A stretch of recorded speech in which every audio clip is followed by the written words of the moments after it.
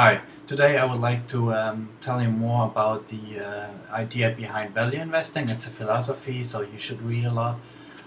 Newspapers, books about Warren Buffett and all the other billionaires.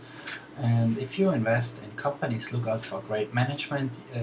You should just focus on companies with great CEOs that focus on the company, on the image, on the products, on the quality of the service, and they don't care so much for themselves than for the company, and you want a CEO that pays a nice dividend to you and also that buys back stocks when it's the right time, and also you want a CEO that takes over others on a decent, on a realistic price, and you don't want crazy people that do stupid things and they think about AOL and Time Warner. I think they burned after the merger $99 billion or some crazy number. It was the highest loss in the history of Wall Street.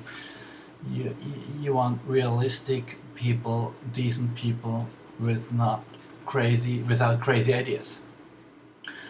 Yeah, if you buy stocks, pick those to pay for decades dividends. A dividend is that gives you value. It most people don't think about dividends, but the dividend is there for roughly 40% of the total performance of a stock is based on the dividend payments.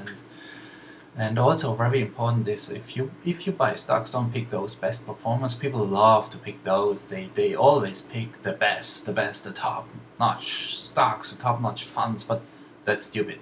Those are loved by the masses. You don't want to get into that stuff. For example, like gold went up for I think 10 years in a row, and it's now roughly the ounce costs $1,600, and it's 10 years on just going up. Is it the right time to buy that? Maybe it can go further, but a value investor doesn't want to get into these momentum trades, and it's for a value investor. It's not time to buy gold. That's my personal opinion, and also it's good to have some money into maybe some silver or some copper, but after 10 years just going up, I don't know. With gold, I'm skeptical. Also, one of the main rules is don't lose money, and Warren Buffett says it always: don't lose money as a first rule, and the second rule is don't forget the first rule, and that's all. That is a very main important message value investors have and that they follow. Is okay, you have to agree with that one, that no one is perfect, and you are not perfect. You make mistakes. The market is not perfect. The market makes mistakes, and you're looking for the mistakes of the market, and you look for undervalued stocks that no one cares, and you buy when no one cares, when people hate those stocks. And and agree and accept that you will make mistakes and you will learn from it. No one is perfect. Warren Buffett makes mistakes. John Templeton, George Soros, but he bought Lehman Brothers right before they went under. It's unbelievable, but this guy is one of the greatest investors in humankind history, and he made that stupid thing. So accept mistakes. You will make a lot of it, and it's part of the game. Hold stocks for the long run. If you have quality, don't worry. The exact timing to buy them on the lowest point to the best price you will never find. Yeah, it's based on luck, so don't try to shoot for the cheapest price. If it goes lower a dollar after you bought it, who cares? You keep it and you will see it will go up on the long run, and that's all what counts. The time creates value, and not a day or a week.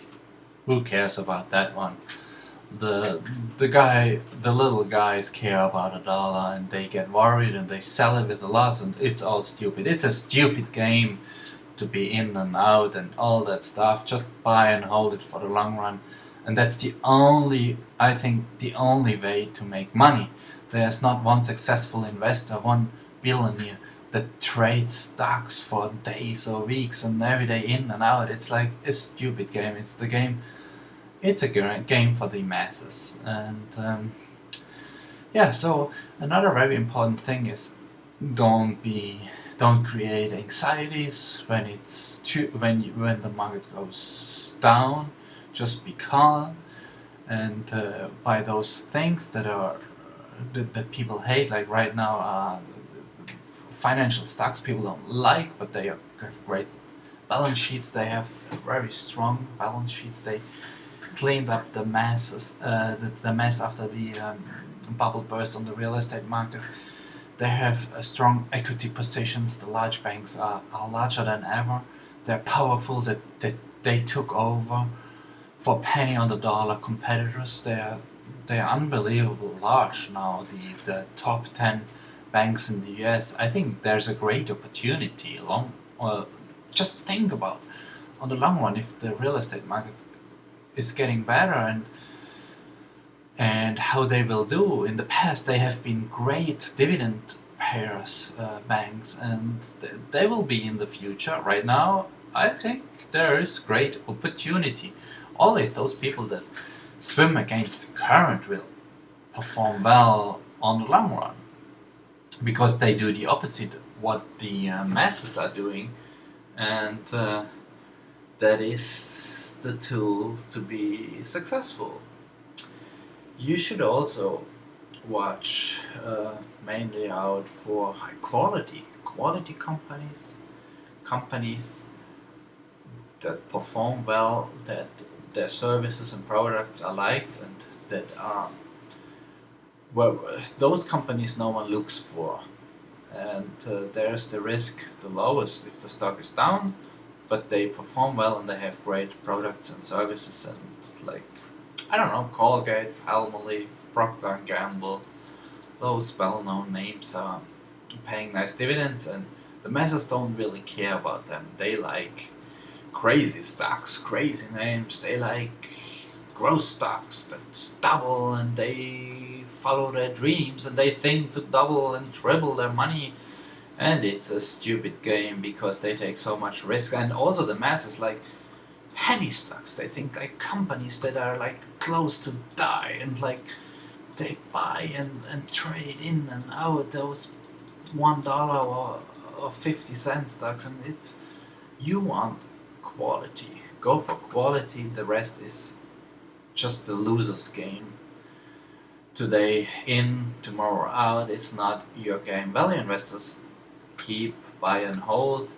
They know trading is poison for their assets. And also smart people look for management, for CEOs that own a nice portion of the stocks, or famous families that are involved in a company. Usually they look for that, and usually those companies perform better when they have strong shareholders, smart guys involved in it. If they have skin in the game, it's really a good quality, usually a good signal for you.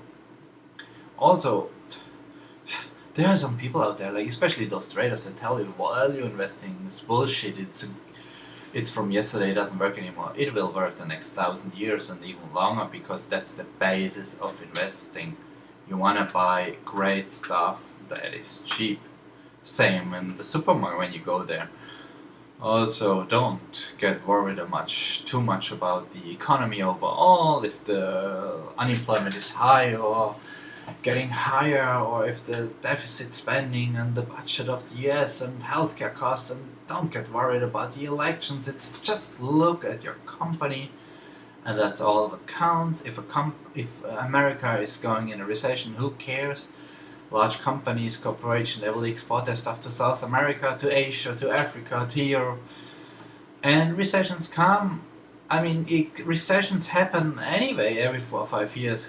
And after the recessions, companies will be stronger than ever. So forget about those worried people. I mean, the more people are worried, the better it is. And to own a company is just, I mean, companies grow 7 to 10% average per year. So they pay a dividend. So just wait and you get 4% dividend yield. Like even in a recession, Procter and Gamble also pays for more than 50 or 55 years. They are increasing the dividend. I mean, if the stock is flat and you still make your 4, 5% or 3% dividend yield, I mean, who cares? That's a nice. You don't get that money for your CDs right now. Smart investors mainly watch out not to lose money.